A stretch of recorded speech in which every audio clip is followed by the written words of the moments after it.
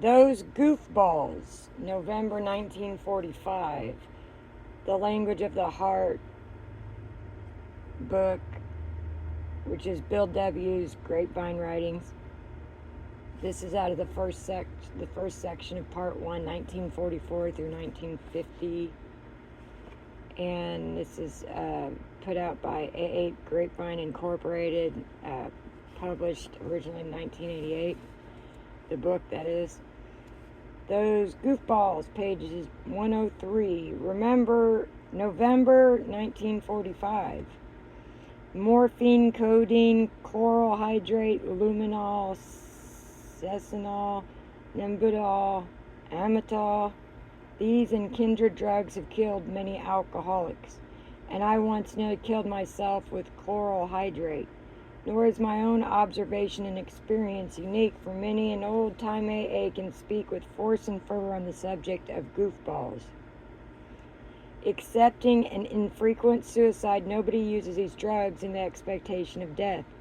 To many alcoholics still in the drinking stage, they represent blessed relief from the agonies of a hangover. Some of us, perfectly sober for months or years, contract the habit of using sedatives to cure insomnia or slight nervous irritability. I have the impression that some of us get away with it too, year after year, just as we did when we first began to drink alcohol. Yet experience shows all too often that even the controlled pill taker may get out of control.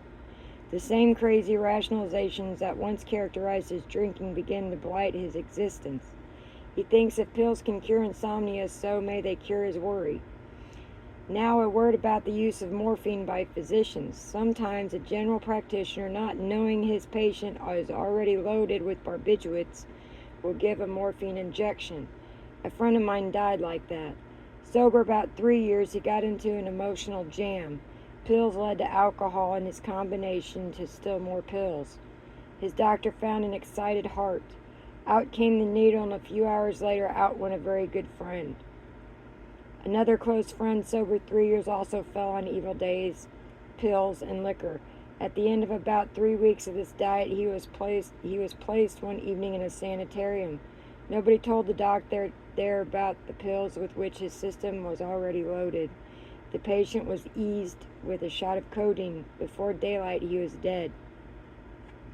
Near the end of my own drinking career, I had an alarming experience. Chloral hydrate was prescribed for one of my terrible hangovers.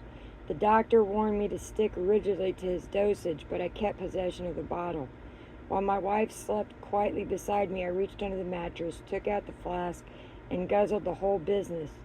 I had a close shave.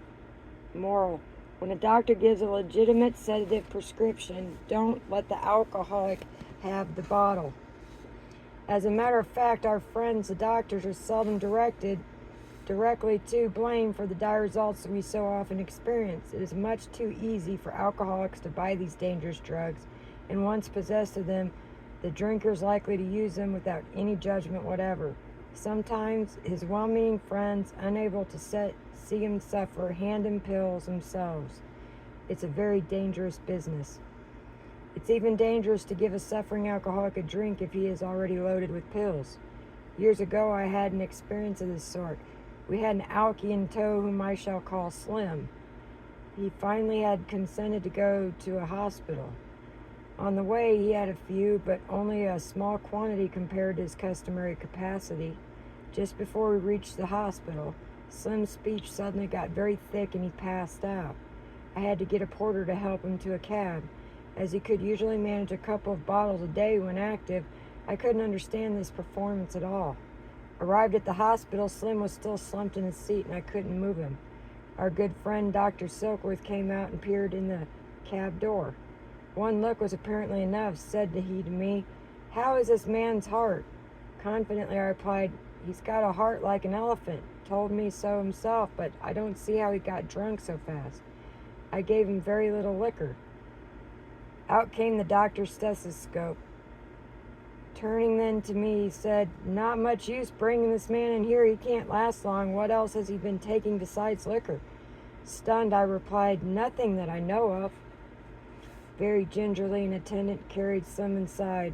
Out came the stethoscope again. The doctor shook his head, saying, "This poor chap has been loaded with barbiturates for days. When you gave him alcohol, even a little, it fired off the accumulated charge of sedative he had in him. See how blue he is? His heart isn't really working much. It's just jittering. I can't even count it." The doctor rushed to the phone and called Slim's wife. To my horror, she confirmed the fact that he had been taking heavy doses of Amytal for about 10 days. The doctor gently told her she had better hurry, else she might be too late. Then he called a famous heart specialist for consultation and told him to hurry too. They laid Slim on a bed upstairs. The great specialist came and drew out his stethoscope. At once he looked very serious, and motioning us out into the hall, he said he would leave a prescription, but that he did not think my friend could possibly live through the night. Dr. Silkworth agreed. During these proceedings, I had been praying as I had never prayed before. After the two doctors had pronounced the death sentence on Slim, I told them of my prayers and explained cheerfully as I could that I had been reading Dr. Alexis Carrel's book, Man the Unknown, in which prayer was described as effecting miraculous cures. The great specialist took his leave. Dr. Silkworth and I went downstairs to wait for the prescription to come in. A boy finally brought 2 capsules from the drugstore. The doctor looked at them, saying he hated to give them. They were so powerful. We went upstairs, and as we stepped off the elevator, we saw someone coming down the hall jauntily smoking a cigarette. "Hello, boys," roared Slim. "What am I supposed to be doing in here?" Never so long as I live shall I forget the relief and astonishment which spread over the doctor's countenance as he quickly tested Slim's heart. Looking at me, he said, "This man's heart is now normal. 15 minutes ago I couldn't count it." I thought I knew these alcoholic hearts pretty well, but I've never seen anything like this. Never. I can't understand it. What miracle saved Slim? No one can say. He left the hospital in a few days without ill effects from his experience. As for me, well, I guess I learned my lesson then and there. No more goofballs unless a doctor says so. Not for me. No, thank you. That ends on page 105.